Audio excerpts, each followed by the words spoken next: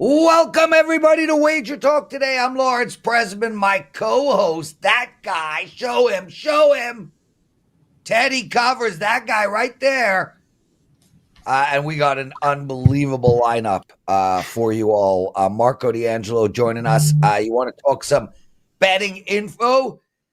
He's going to look at Philadelphia and Atlanta, some baseball, as well as Seattle and the LA Dodgers. Andrew McInnis after that. Kansas City, they're playing the Angels, and he's got a CFL bet. And Art DiCesare, Teddy. Art is back. What's Art going to talk about?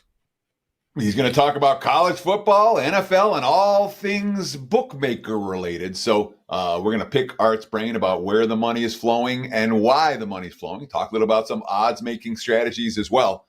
And take a peek behind the counter when it comes to the Superbook here in Las Vegas. That should be a lot of fun. The goal is we love having the odds makers on. And Art DiCesare, who got some well-deserved time off over the summer, like we all did. He's back in the flow. Football season has begun, if you haven't noticed. Teddy, I'm 23 hours into following you and quitting smoking, and I dreamt about it last night. Right? So you and I are taking different approaches, all right? I've got my gum, and you're just cold turkey, correct? You had no nicotine products whatsoever. Correct. So in theory, this is supposed to be a lot harder for you. In theory, you're supposed to be quit a lot faster than me. So I wish you nothing but success, dude. I can't imagine without the gum. I would kill everybody. Even with the gum, I want to kill everyone. So I spoke to Vivian about this last night, and I talked to her about you and how miserable you've gotten. And she said, but Lawrence, he's always miserable. So his baseline of misery is higher than yours. You won't get as miserable as Teddy simply because your baseline isn't as miserable as Teddy. I struggled to fall asleep, and I dreamt of cigarettes. And every time I want a cigarette, I think about Trent Reznor from Nine Inch Nails for absolutely no reason. Marco D'Angelo joining us. Yeah, Teddy, I have no idea why. I honestly, zero. So is that a psychological approach for you? Like every time I think of smoking, I'm just going to think of Trent Reznor, or does that just happen naturally? I was watching the making of Lollapalooza last night, and his name's got a Z in it, and I don't know, dude, but that's how it's gonna be from now on. Every time I think about smoking, I'm gonna focus on Trent Reznor and find some calm. Marco, why don't you start smoking so you can join us?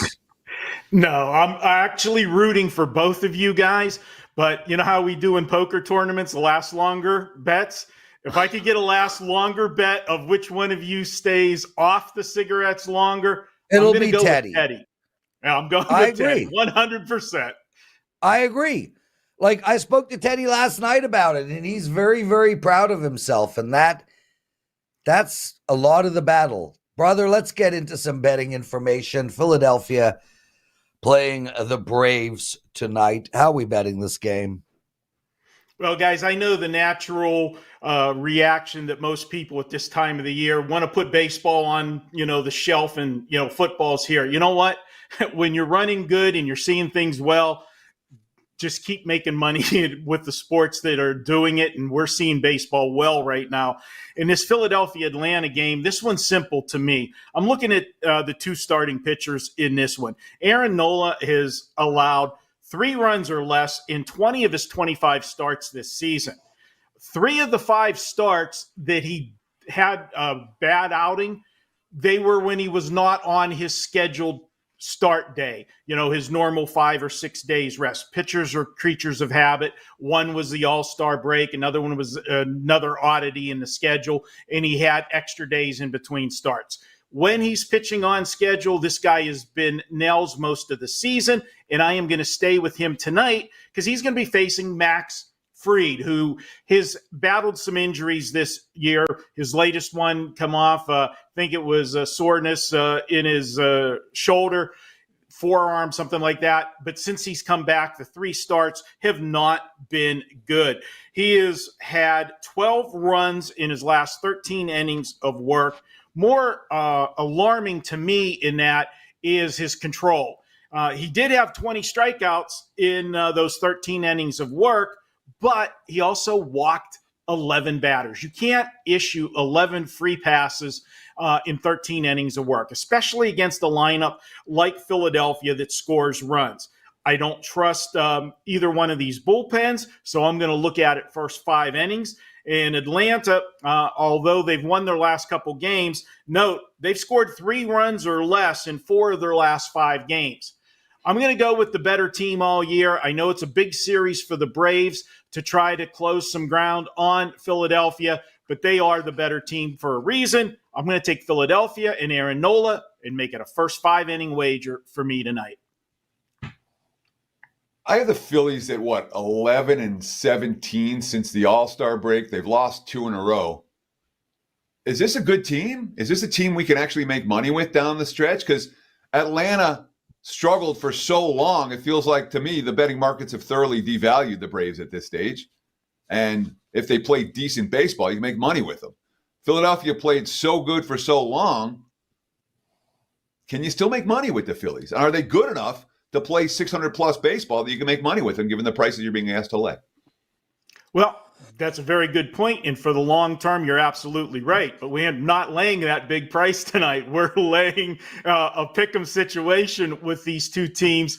And I think in situation, you see this a lot, Teddy, in the dog days of summer, too. These teams that have had big leads throughout the season. Philadelphia has, been a front runner from start to finish. And sometimes you get a little lackadaisical, whatever, and you're laying those big prices because of the success you've had all year. And yes, nobody's going to play 660 baseball for the entire season, which is what you got to do if you're laying, 2-1. But they're not laying 2-1 tonight, and they're going to play to the level of the competition. And that competition is the only team they can see in their rearview mirror, the Atlanta Braves. So that's a good point for moving on, and maybe a very good point after this particular series. A little letdown after playing the Braves. But for this one, no, I'm taking the better team at a really good price. Marco D'Angelo, everyone. Twitter handle at Marco in Vegas. Make sure to follow him. We got a great promotion going today. It's Half Price Wednesday. So any play released today is half price. And Marco, we had a great promotion running all of last week where people could buy 7 days for the price of 4.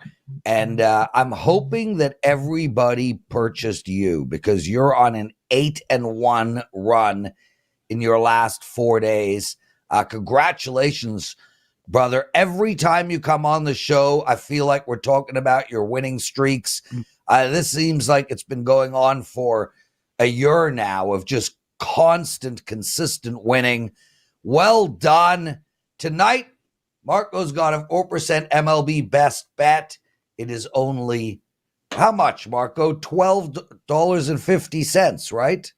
That's it. That's half of 25. Your math skills are impeccable, Prez. I've been working on it. Hey, you can have extra time without smoking. You need things to keep the brain moving. This is a spot, guys, that, half price, we have been seeing the baseball very well. WNBA's been well. We haven't missed a play in preseason. I've only released 3, full disclosure. I don't release a lot of preseason plays, but we're now 8-0 the last 2 seasons in preseason football. I will have at least 1 play this weekend in football, so be sure to check that out later in the week. And as I've said all year, WNBA 19-6 for the season with that as well. So Tonight, check out that 4% in baseball. But let's get into my second free play for today. And we're going to head to the West Coast, Seattle and LA, in a good pitching matchup in this one is we get Logan Gilbert on the mound for Seattle. And here's another pitcher that's been consistent all season long. 3 runs or less in 20 of his 25 starts. But in his last 3 starts, he's only allowed a grand total of 4 runs in 19 innings of work. More importantly, I always talk about that strikeout to walk ratio. How about 19-3 in those last 3 starts, which is totaled 19 innings? When you're dealing it like that, that tells me you've had full command of all of your pitches, and it's a spot where I'm looking at him tonight to have a good outing against the Dodgers. Now, the Dodgers are going to counter with Jack Flaherty. Jack Flaherty's another guy that's been a model of consistency all year. 3 runs or less in 17 of his 21 starts. And in his last 11 starts, 7 of those, he's given up 0 or 1 run. So what are we going to do here? We got 2 outstanding pitchers. Well, if you look at these 2 teams right now, they're not hitting the cover off the baseball, especially Seattle. Seattle has scored 3 runs or less in 7 of their last 8 games. And if you throw out the one game where they scored 10 runs, the other 7 games, they scored a grand total of 12 runs in 7 games. That comes out to, Prez, your math skills, 1.7 runs per game. So I'm not going to be back in Seattle in Logan Gilbert, but I'm not going to be going against them either. We look at the Dodgers. They have not scored a lot of runs either. They have scored 3 runs or less in 3 of their last 4 games. So what am I looking at? I'm looking at a pitcher's duel.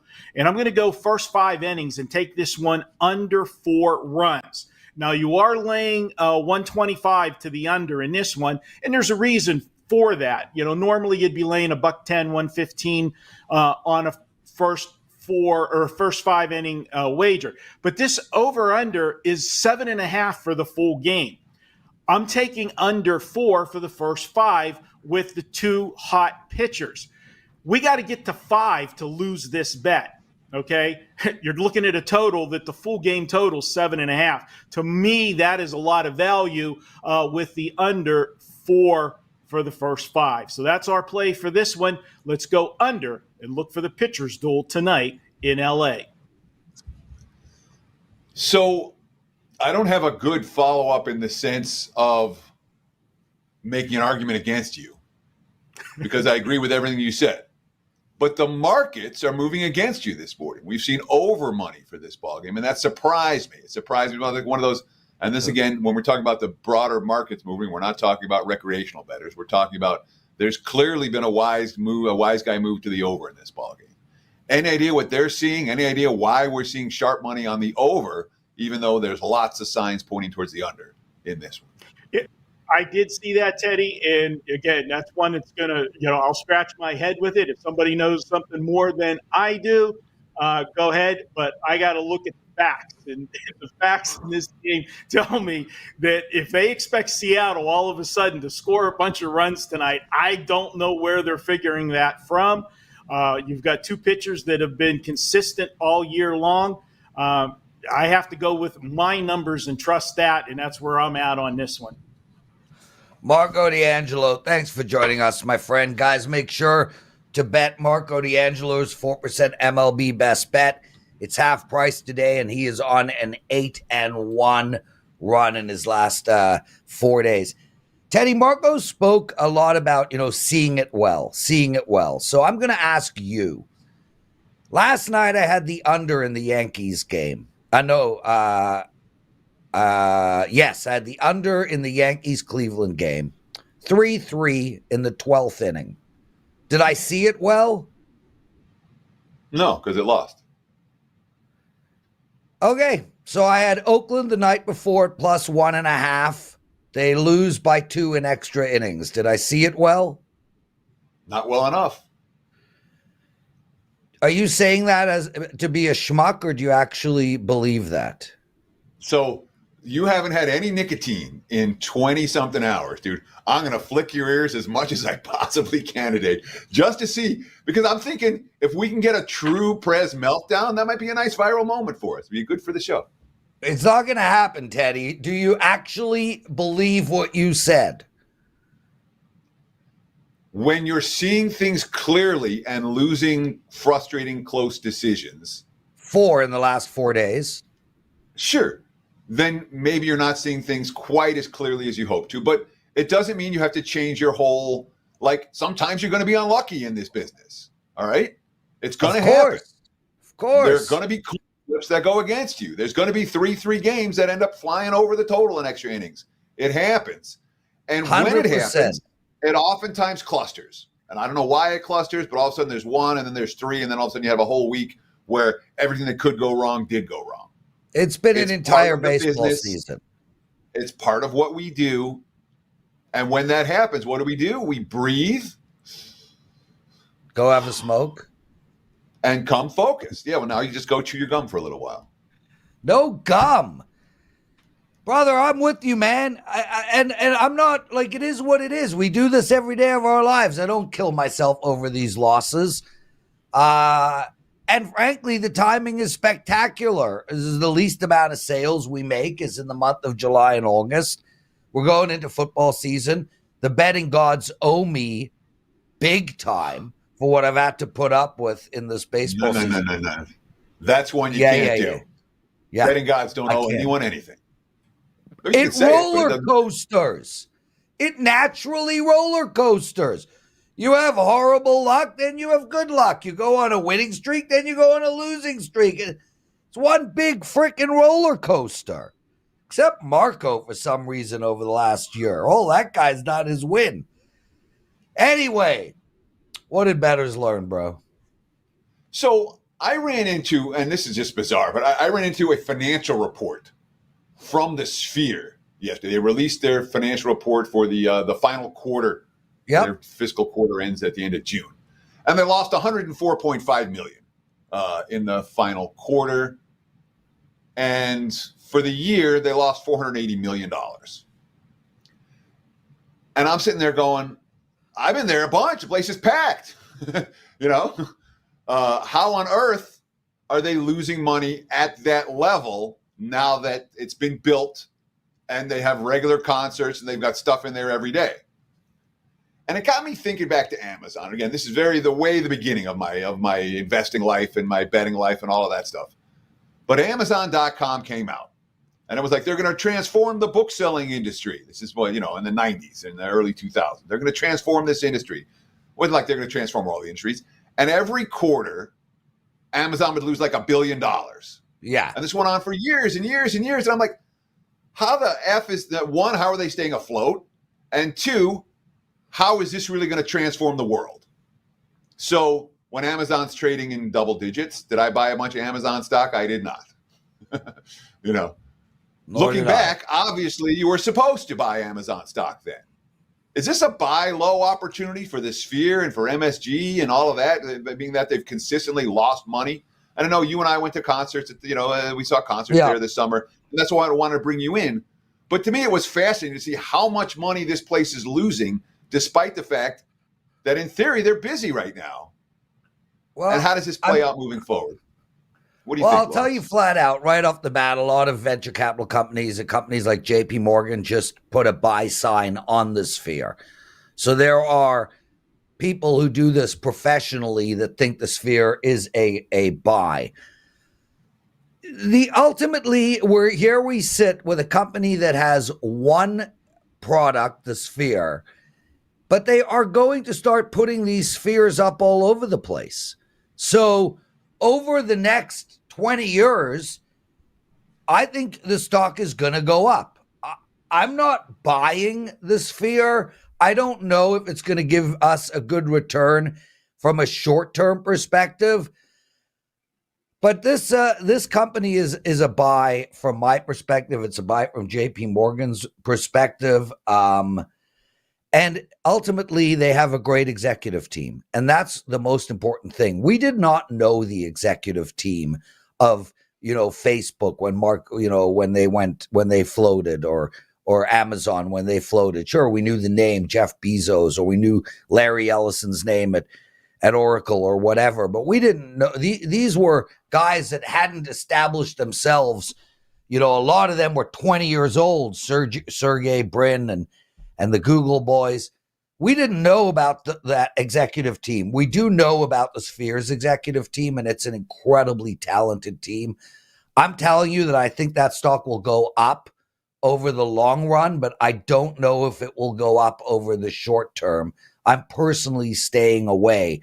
But I also did not buy Amazon stock, and I wish I did, Teddy, obviously. Sure. It's worth noting that the Sphere needs to refinance their primary tranche of debt by October 11th. $850 million needs to be refinanced by that point. And when we talk about who's at the top of the Sphere, of course, that would be James Dolan, the owner of the Knicks, a billionaire baby who is not someone who I would consider to be an elite management. I don't think James Dolan is the executor. I think he sits at the top and is the chairman of the board. But I think James Dolan is smart enough, like me, to know to surround yourself with smarter people. Thank you, Johnny and Rick and you and Marco and Steve. So yeah, I'm not sitting here saying James Dolan is a god, but I can tell you that he understands that he's not himself. Guys, if you like this channel, if you like our show, take a minute out of your day and please hit that like button. It's really, really appreciated. We also have 165,000 followers. Let's get to 200K over the next 3-4 months, please. Let your friends know about what we're doing. We have unbelievable content. B Daddy, James Dolan is a smuck. It's schmuck. B Daddy. I don't know what a smuck is. What is a smuck? Do you think he means smuck or schmuck? Probably a schmuck, but spelling is spelling. I don't even know what a schmuck means, and I'm Jewish. Let's bring in Andrew McInnis. Andrew, what's going on, my friend? How are you, brother? That's a tough intro. I don't even know what a schmuck is. Let's bring in Andrew. Yeah, good to be here with you guys. How are you? Hey, you were the first name that came to mind, brother. Okay. We're doing great. Show's fun. Both Teddy and I are trying to quit smoking. Teddy is well into it. I've never been prouder than the guy, and I am 23 hours and 22 minutes in. You're on a 13-2 CFL MLB run. We're going to talk about that a little later, but congratulations, brother. You want to talk both baseball and Canadian football? Let's start with baseball. The Kansas City Royals, they're playing the Angels tonight. How do we bet this game? So, guys, first of all, I'll start with the team total here. 5.5 to the over plus money. It might sound like a lot of runs asking a team to put up a touchdown for us here, minus the extra point. But I've done this multiple times this season. I love when I get the plus money in these situations. And a certain time like this one certainly calls for it. So we've got Johnny Cueto welcoming himself back into the MLB. And I don't think it's going to work out so well for him, and a lot of other sports, especially a sport that I'm very familiar with, like the NHL, when a player is called up from the minor leagues, it's usually because they are absolutely tearing it up. Whether you're an offensive guy, whether you're a goalie, whoever you are going crazy in the minors and you deserve that spot. Well, in the Major League Baseball, it's more like, we have nobody else, so we need somebody. There's a lot of injured pitchers. We need somebody to come up here. And that's what it seems like for me here. Johnny Cueto in the minors in the month of August, for me, 18 innings pitched, 21 hits allowed. It's been an absolute disaster for him. And then you go back to his last handful of starts when he was actually in MLB, and it didn't get much better. He was only going 4 or 5 innings at the most in all of his starts here. And it might think, well, this is kind of a lot of runs to ask for a certain team, isn't it? And even though it is kind of a sloppy pitcher that might be past his prime, a middle of the pack bullpen, well, we've got a Royals team that's gotten 8, 7, 13 in some points over the last handful of weeks. This is a team that can put up runs if put in a position to do so. As I mentioned, I think Johnny Cueto being called up is going to hurt this team, but they have no options due to the injuries. So in baseball, guys, when a player's getting called up, doesn't necessarily mean they're on fire. And I'm sure Adam Trigger could speak to that. He follows a lot of AAA, and I'm sure he feels the same way as me. So I'm seeing 4.5's juice to the over more than 5's juice to the under. The last 2 games, Rosa scored exactly 5 runs. Is this one of these situations where would you be more comfortable laying the extra juice with a 4.5, or do you want that plus price with the 5.5? In these situations, Teddy, I prefer the plus money with the 5. It's kind of a long-term plan here with these team totals for me. I'm not scared to go ahead and reach out with a minus 120 or 130. I do play them. I'm not going to sit here and say I don't play them. But in this particular situation, with the pitcher that they're facing, with the middle of the pack bullpen, with a team that has put up those numbers and proven to me they can, I like to look at those past couple of games, which is why I did mention they've put up some numbers recently. But I also think of every single individual game as its own. I think I heard Brian Leonard say that the other day, and it kind of spoke to me because I'm someone that goes back through a team's past few games, and you try and build a case, and I get it. Is a team hitting the ball? They're not hitting the ball. Plain and simple. But at the same time, each event is its own individual event, and I think that the 5.5 plus money is a better way to go. Andrew McInnis, on an 8-1 Canadian football run, you got a Canadian football bet for us today. The Hamilton Tiger Cats, they're plus 9.5 against the Winnipeg Blue Bombers. Really quite surprised that Winnipeg is minus 9.5 against anybody right now. How do we bet this game? President, the CFL is so interesting because it's only 9 teams. So you find yourself one week giving analysis and bashing all over a team. And the next week you find yourself looking to bet on them and trying to say good things about them. And it happens all the time. I've had teams where I bet against them for a 5% one week and I'm betting on them for a 5% the next. Well, in this particular situation, after I've said so many bad things about Hamilton in the past, I'm betting on them this week. And we always say, we're betting numbers, not teams. And to me, this is a number that I have to get down on here for Hamilton. Winnipeg, the way you kind of brought it in there, Prez, sounds like you agree that they had a real slow start to their season, but they've certainly picked it up. And a big reason that they've picked it up is because of their defense, guys. They're 1-9 over under. And what do we always say?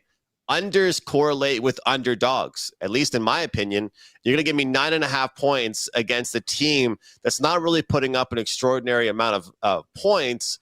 They're just preventing teams from doing damage. They're playing strong defense. Now, this Winnipeg team is off a really big win over the BC Lions. They had a bye week after they got crushed. They had a bye week after a big win. Then they came out of that bye week against the exact same team and they crushed them again. Now, Hamilton, it's been a disaster. They're pretty much at rock bottom. And sometimes when you bet on a team at rock bottom, you're going to get a great number. Plus 9.5. Last thing I'll say about this, Bo Levi Mitchell is an old quarterback in the CFL. He was traded or acquired from Hamilton by Calgary. Anyway, long story short, this guy lost his starting job, and then the first time the other quarterback got to start, he got injured. So now Bo Levi has a starting job again this week. I feel like he'll have a bone to pick. I feel like he'll have something to prove. This is pretty much his last chance to prove that he is still somebody in the CFL. Guys, if you're looking to bet the CFL this weekend, I understand college football, NFLX, all that stuff's going on. I recommend playing the Ticats plus the 9.5 points. Hamilton plus the points.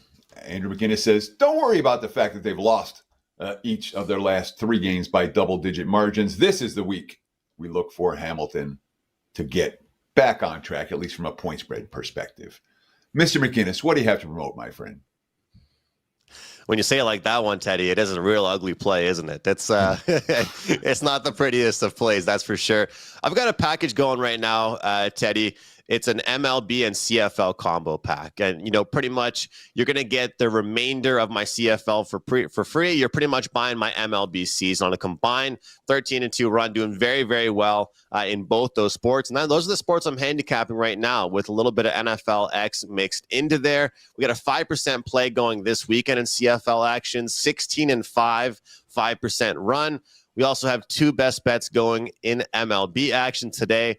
for Half Price Wednesday. So, guys, I'm super excited. The low volume approach is working for me right now. And we're also going to have some NHL team preview videos coming out over the next few weeks. So stay tuned for that.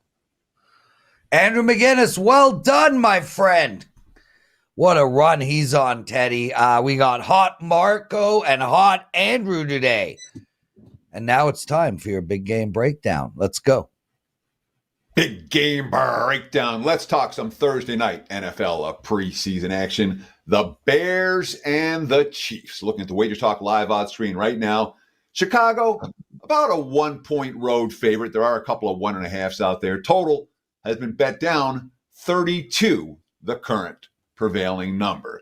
And this is likely to be, well, it's going to be a battle of backups. Andy Reid said he's seen enough from his starters. Quote, I'll probably sit the starters the way it looks right now. We'll have the other guys get out there and play. I look at the number of plays between training camp and preseason games. We were up some 50 plays from the year before with the starters in camp. So we're not going to see starters for the Chiefs. We're not going to see a whole lot of starters for the Bears either. Matt Eberflus said on Tuesday the majority of starters are not going to play in the finale.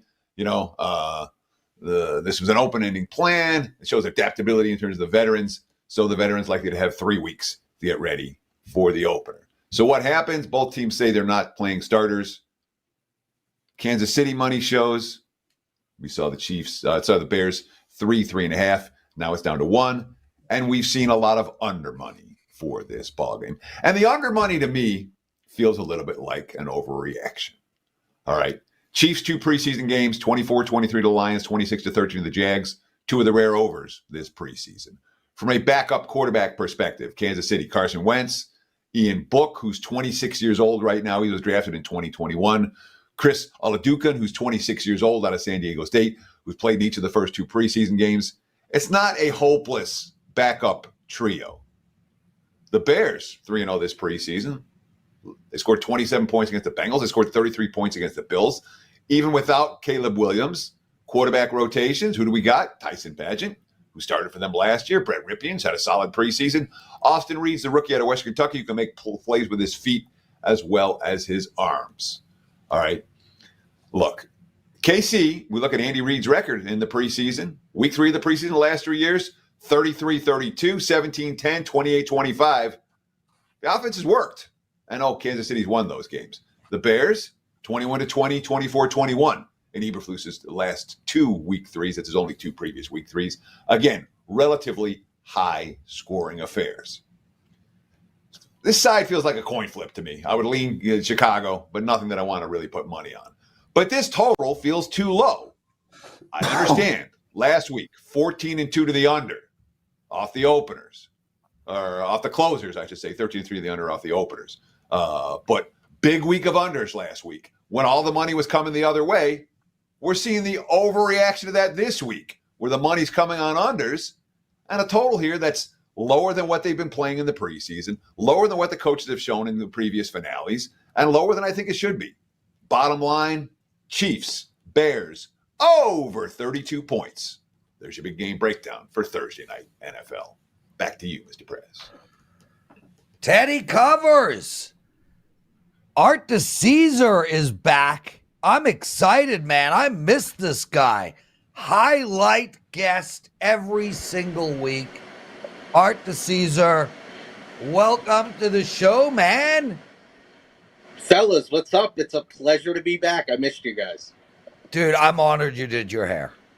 Honored. I feel like you did it for me. Just for you, Prez. Just for you. Yes. So, real quick, how was your summer? Summer's been good, but that's over. And basically from now through Super Bowl Sunday, we are in grind mode, as you fellas are as well. This is the best time of the year. This is when it's fun. And I can't wait, man. I can't wait to be on with you guys every week and, go through a lot of football. All right, before I hand the mic over, one sec, Teddy. Before I hand the mic over to Teddy, and we're going to talk about NFL and college, real deep dive both ways. I want to ask you a question that one of our best listeners, Beast Mentality, asked. And he's in this chat room every single day. So if these guys are loyal enough to hop in on a daily basis and participate, I'm going to ask these questions. He has an opportunity to take the Atlanta Falcons in week 1 at -3. Now, I'm not asking you if that's a good bet or a bad bet. He can get it at -105, or he can get it at -2, -115. That's a 10-cent difference. Takes him off the push.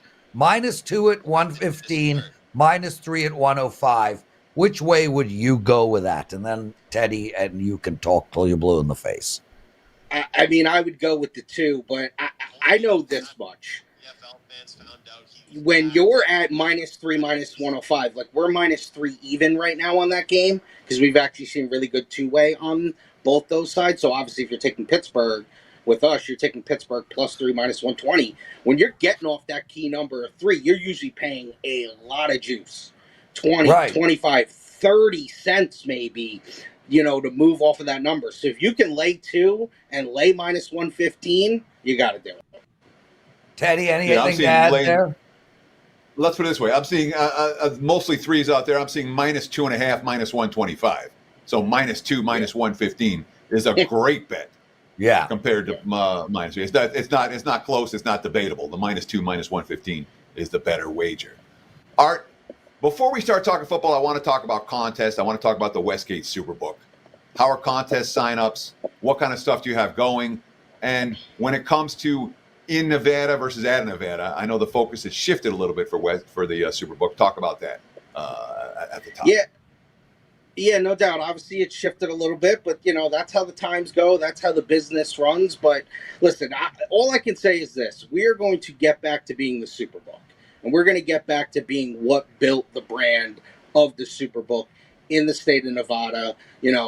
Obviously, we still believe we're one of the leading sports books, obviously, in town. And we're going to continue to prove that on a day in and day out basis. And we're going to have, obviously, a lot new and, bigger, exciting things coming up for the upcoming months, especially football season, because obviously that's our bread and butter. And you mentioned it, Teddy, not only the super contest where you can have up to 7 entries, you can have up to 5 entries on the reboot, and you can have 1 entry on the gold contest, which is a $5,000 entry winner take all, which is really like a true handicapping contest. What a contest that is. We still have the season's wins contest. This is our 3rd year putting that out, where you pick over-under season wins for all 32 NFL teams. You can have up to 5 entries for that. That's $200 an entry. So that's always a really fun contest. So there's still a lot of great things going on. Still a lot of great app promotions.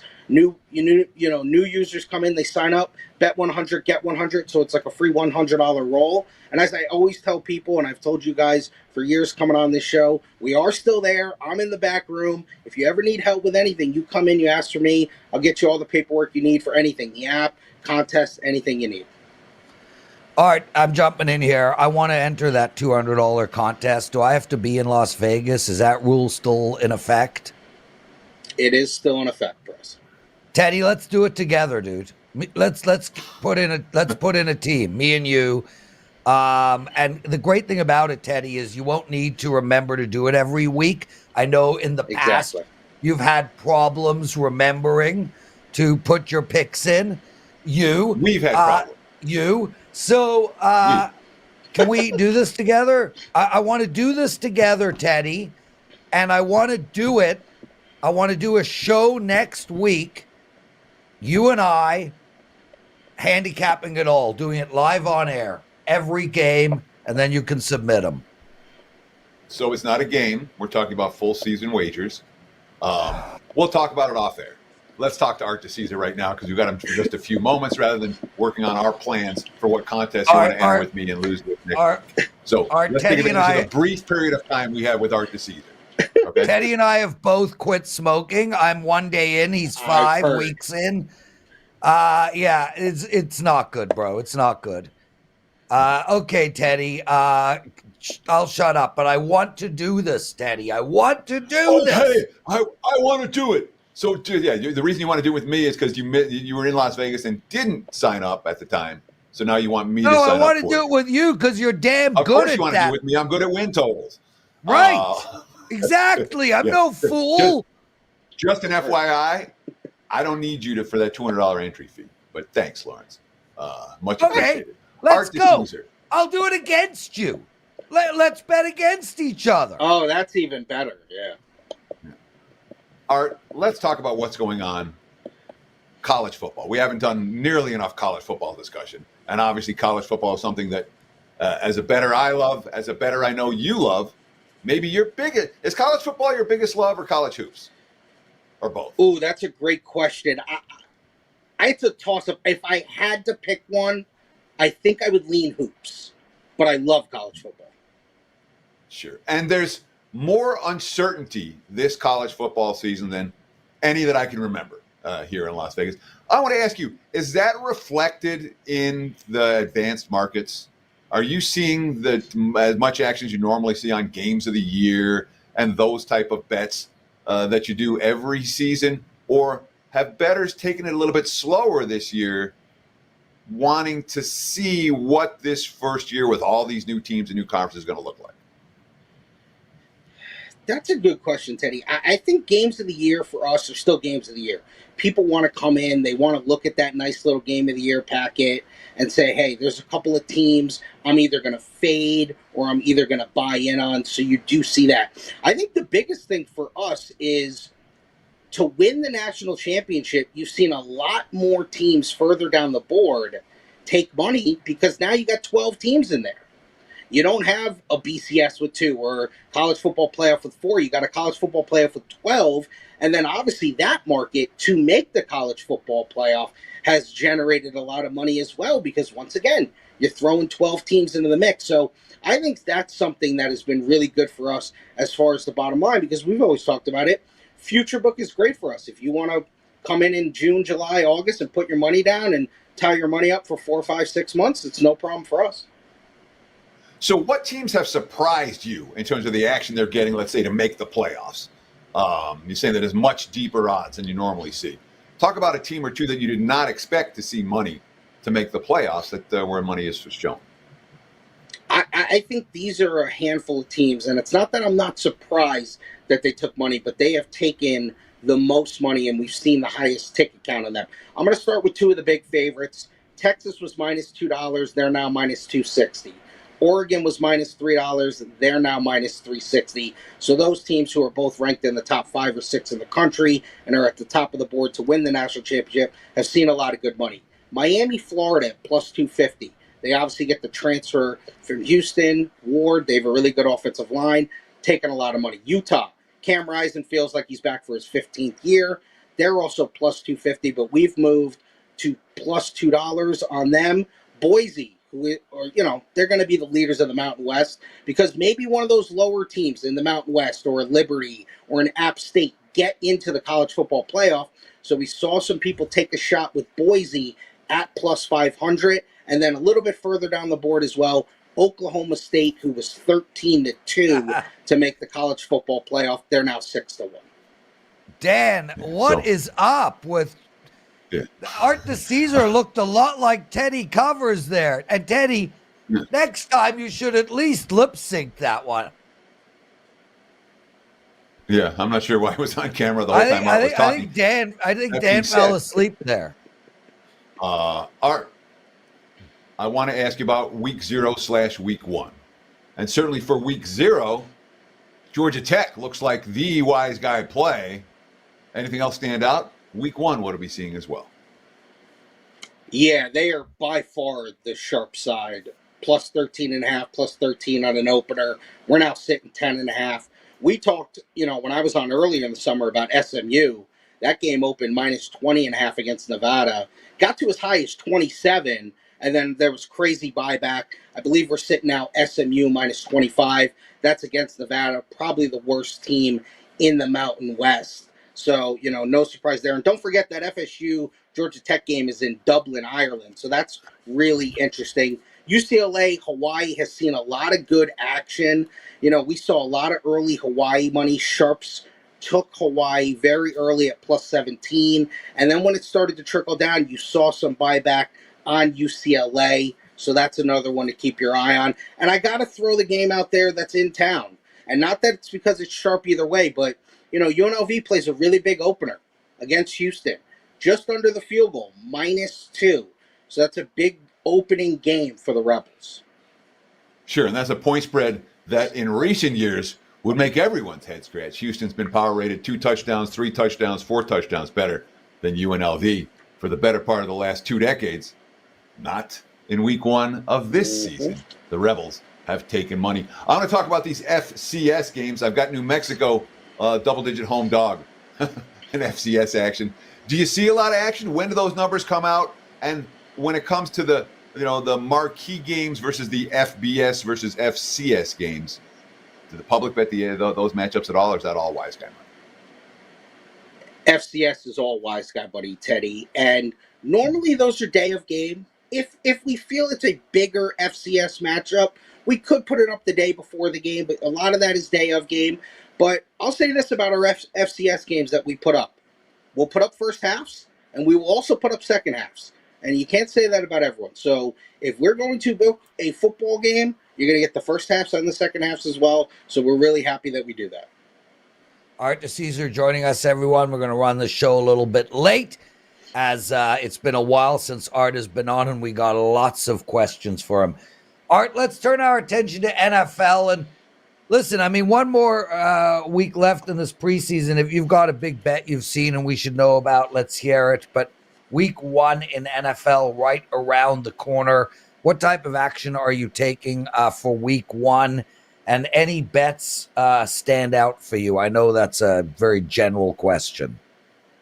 It's a little general, but I can roll with it, Prez. Let's just do the last week of the preseason. Obviously, a lot of games have flipped. Saw sharp money on Tampa at plus 2.5. They're now -3. Sharp money on Carolina at +3. Now -2. Sharp money on New England -3. Now -5.5. Real sharp money on San Francisco.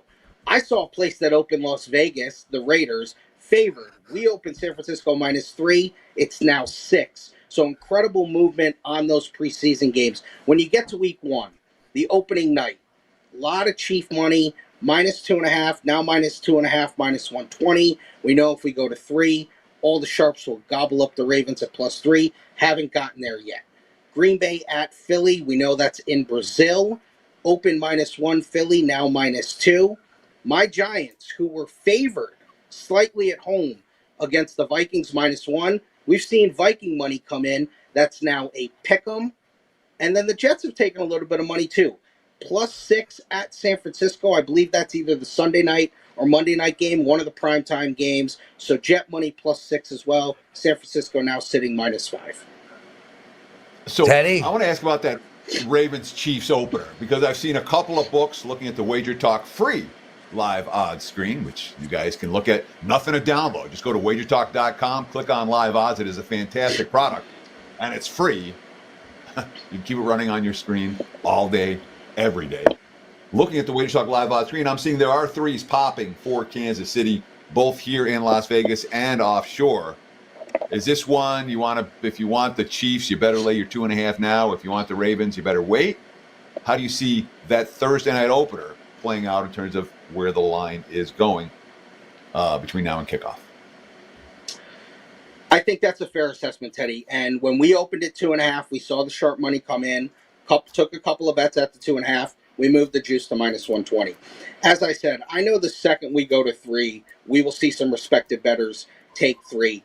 I think week 1, of course, when people come in for week 1, even though that is a Thursday game, people might come in a little early. We're going to see a lot of public money on the Chiefs. We know that, especially because they're under the field goal at home. So I think we're at a wait-and-see approach right now. If we maybe take a couple of more respected bets at 2.5 -120, then maybe we have to go to 3 and we have to move with the market. But right now, we're pretty content staying at the -2.5 -120. So I've got one more NFL question for you before we let you go, Art. I want to talk about what we saw over the summer versus what we've seen here in August. Has there been any NFL teams that people were supporting over the summer, now they've seen them play a game or two and the money's coming the other way, betting against them? Or vice versa, a team that took wise guy action betting against them over the summer, and now a couple of preseason games, we're seeing a shift of thought and betting action with a team that that they thought was going to be bad, that now they're betting to be good. Anything where you've seen a shift where the bets were coming one way and now they're coming another in the NFL so far this August. This team hasn't shifted because it's not like we were taking over money, but the Raiders were sitting 7 all summer in a win total. And there really wasn't any action. A couple of, general public, in-town players wanted to come bet them. But then they saw the Raiders play a game or two. And then the under money came in. So we moved to 6.5, minus 130 to the over. So that win totals moved. And it really was off of what happened in the preseason. Chicago has been incredibly interesting. Chicago over the summer opened 9, under minus 120. And we saw some really good sharp action. And then we went to 8.5. And then there was a lot of sharps that came in because Caleb looks like he's maybe going to be a star. And that offense is really awesome. Really tough division. But obviously the Bears at 8.5 over minus 130 saw a lot of action. We've moved all the way to 8.5 over minus 170, which is our most egregious kind of juice total either way. It's a crazy move there. We don't want to get back to the 9 because of the original sharp action there. So I think the Bears and the Raiders, one to the under, one to the over, have seen some flips in the markets because of preseason, just what people have seen. Art DiCesare. Art, love having you back. So is it going to be every Wednesday moving forward?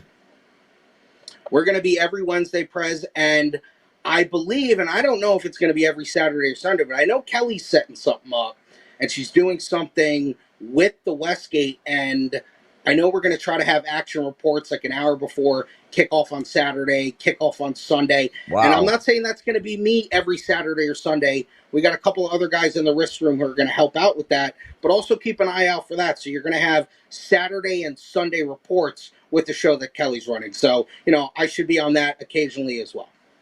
That's awesome, man. More great content for Wager Talk.